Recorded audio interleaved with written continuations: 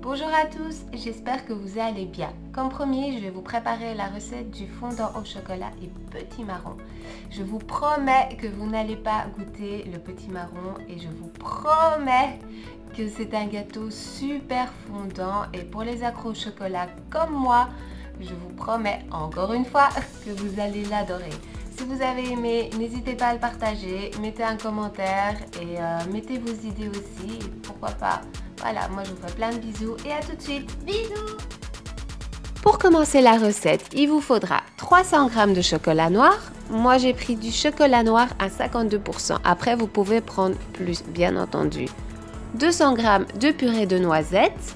Ça aussi, si vous préférez prendre de la purée d'amande ou de la purée d'arachide ou même un mélange, vous pouvez, il n'y a pas de souci. C'est vraiment selon les goûts. 1 kg de potiron, 40 g de sucre de canne blond, 50 g d'huile de coco et quelques amandes que vous allez écraser. Voilà, c'est parti, on y va. Après, prenez votre petit marron, coupez-le en deux, épluchez-le, ôtez les graines et coupez-le en petits morceaux comme ceci, puis faites-le cuire pendant plus ou moins 10 minutes.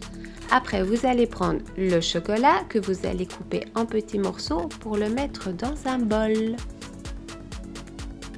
Une fois le chocolat coupé en morceaux et mis dans un bol, vous allez ajouter l'huile de coco.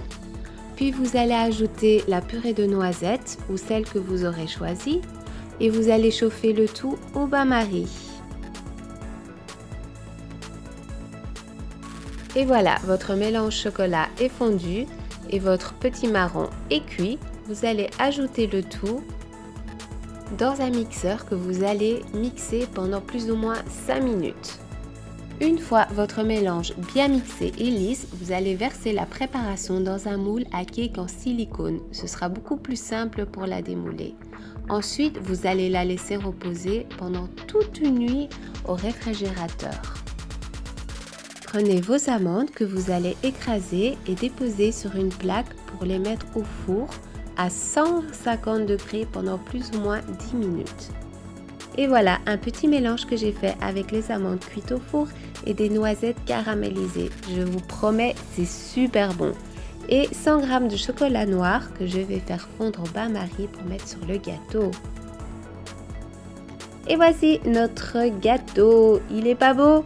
Bon, effectivement, il y a quelques retouches à faire, mais avec le chocolat qu'on va déposer dessus, on n'y verra rien. Une fois le chocolat fondu, vous allez l'étaler sur le gâteau. Vous avez vu? On n'y voit rien. Et voici une petite main qui ne m'est pas inconnue, bien entendu, qui ajoute le fameux mélange amandes et noisettes. Puis vous allez remettre le gâteau au réfrigérateur pendant 20 minutes. Notre gâteau enfin prêt à être dégusté. C'est une tuerie. Il est chocolaté et fondant à souhait. Je vous promets qu'il est super bon. N'hésitez pas à refaire la recette, à le partager si vous avez aimé, à laisser des commentaires et moi je vous fais plein de bisous pour la prochaine recette.